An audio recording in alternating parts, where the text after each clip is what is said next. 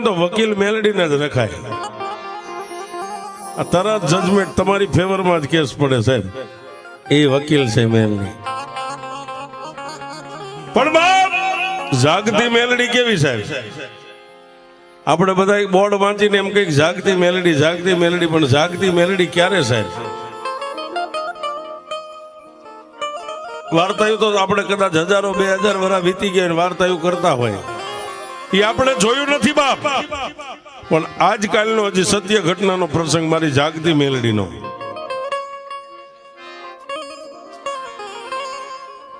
અમરેલીની બાજુમાં નાનું એવું પંખીના માળા જેવડું લાલપર કરીને ગામ સાહેબ. અને લાલપર ગામની માલપાથી વાઘમસિંહ પરિવાર જાતે પોતે આહિર છે સાહેબ. નામ જેનું સંજયભાઈ મુળુભાઈ વાઘમસિંહ, વતન પોતાનું લાલપર છે અમરેલીની બાજુમાં સાહેબ. પણ પોતે બિઝનેસ કઈ કામ ધંધા અર્થે સુરતની માલપા હાલે મોજૂદ રહેશે. આ મેલડીએ કામ કર્યું એને કઈ વર્ષો નથી વીતી ગયા સાહેબ. હજી કાલ કર્યું એમ કેવું હોય તો આપણે કહીએ શકીએ સાહેબ. પણ જેથી એના એકના એક દીકરાને સાહેબ હોસ્પિટલના પગથિયા લઈને 2 માણસ ચડ્યા ને,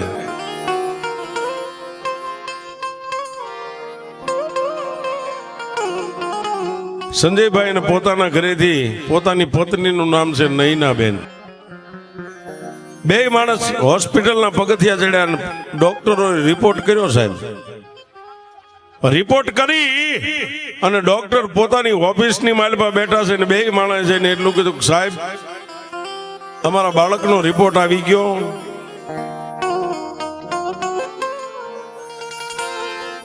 તેથી ડોક્ટરે એટલું કીધું કે તમારા કુંજ, બાળકનું નામ કુંજ છે, દીકરાનું નામ, તમારા કુંજનો રિપોર્ટ આવી ગયો. ને તેથી જન્મ દેનારી જનેતા નૈનાબેન એટલું બોલ્યા કે સાહેબ મારા દીકરાનો કેવો રિપોર્ટ આવ્યો છે.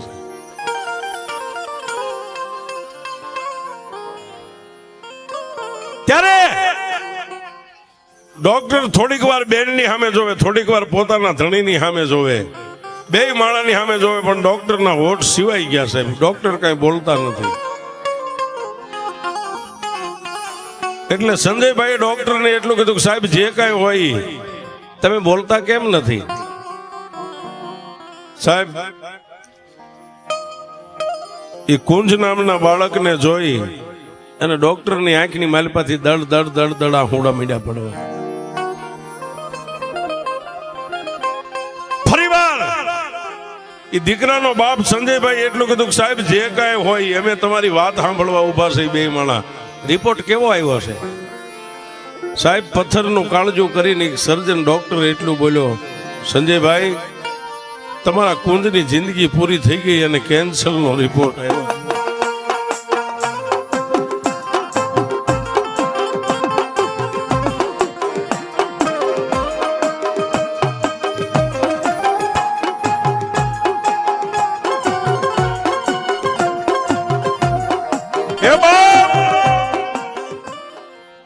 તમારા કુંજનો રિપોર્ટ કેન્સલ આવ્યો છે. સર્જન આટલું બોલ્યા ને, નૈના બેને ખોળો પાથરીને ડોક્ટરના પગ થોપીને એટલું કીધું સાહેબ શું બોલો છો? બેન હું એક સર્જન છું, મારી આંખમાં કોઈ દી આહુડા ન આવે, પણ આ ઓફિસની બહાર જે બાકડે બેઠો ને તમારા દીકરાને મેં જોયો છે, એને કેન્સર છે. આટલું બોલતા મારી આંખો આજ ભીની થઈ ગઈ ને એનું એક જ કારણ છે કે આ કુંજ જેવા દીકરાને કેન્સરનો રિપોર્ટ આવ્યો ને, મારા હૃદયની માલિપા પણ એનું દુઃખ મને થાય છે.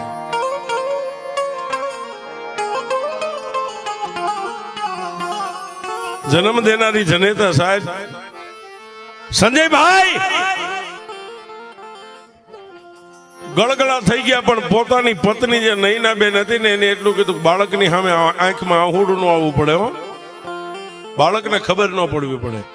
2 માણસ આહુડાને પાડ્યા નહીં સાહેબ, આહુડાને પી ગયા સાહેબની ઓફિસમાં જ. અને દાંત કાઢતા કાઢતા 2 માણસ બહાર નીકળી અને બાકડાની માથે બેઠેલા પોતાના દીકરા કુંજનું બાવડું પકડીને હાલી નીકળ્યા છે. પણ હોસ્પિટલનું પગથિયું ઉતરે 2 માણસના પગ ભાંગી ગયા છે. ક્યાં જાઓ, કોને કેવું?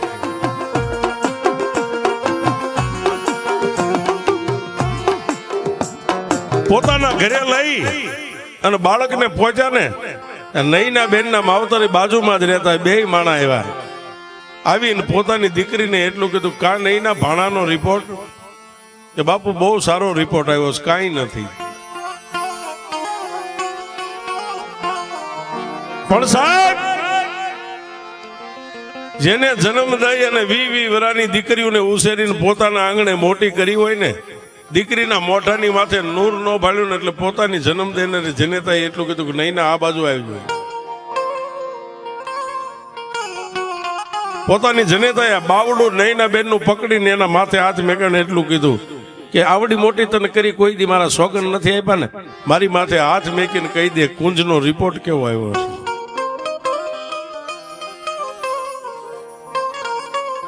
નઈના બેન ભાંગીને ભૂકો થઈ ગયા. પોતાની જન્મ દેનારી જનેતાને બથ ભરીને રોવા માંડી ગયા. એ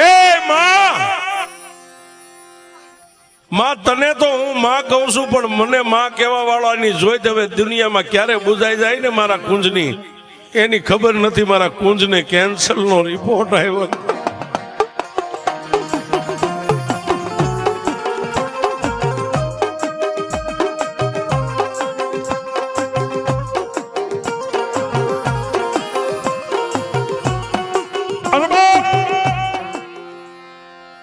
નઈના બેને પોતાની જન્મ દેનારી જનેતાની પાસે જે કઈ હૃદયની માલપા વાત હતી ને, હૃદયને ઠાલવીને ખુલાસો કરી દીધો.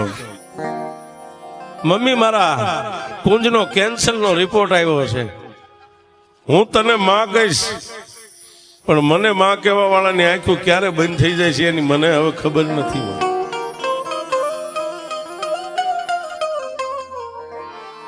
એની જન્મ દેનારી જનેતાએ નઈના બેનને એટલું જ કીધું, બાપ, દુનિયાની માલપા જતી સતી ઓલિયા પીર પેગેમ્બર ક્યાંક તો કોઈ બેઠું છે ને આપણા ગરીબનો અવાજ સાંભળે એવું. નઈના બેને પોતાની જન્મ દેનારી જનેતાને એટલું કીધું કે મમ્મી, હું એને ક્યાં લઈને જાઉં? કેન્સર તો કોઈ હોસ્પિટલમાં ભગવાનની મંજૂરી હોય તો ડોક્ટર છે ને એક ભગવાન છે. ડોક્ટર હાથ ખખેરી નાખે એટલે કેન્સર વાળાનું કોઈ બાવડું ન થોભેવા. પણ ત્યારે નઈના બેન આંખની માનપાથી સોદા રાઉડા પડવા માંડ્યા. ત્યારે જન્મ દેનારી જનેતાએ ખંભે હાથ મેકીને એટલું કીધું કે નઈના, જગતમાં બધે રાફડા હુના ન હોય, પણ રાણપુરના સીમાડાની માથે એક તારો મામો એક દુબળાની મેલડીને લઈને બેઠો છે. ભાવ હે, રાણપુર ગામના સીમાડાની માથે રોડના કાંઠે દુબળા માણાનો ધણી થાય ને, એવી તારા ભીખા મામા એક મેલડીને લઈને બેઠા છે. બાપ,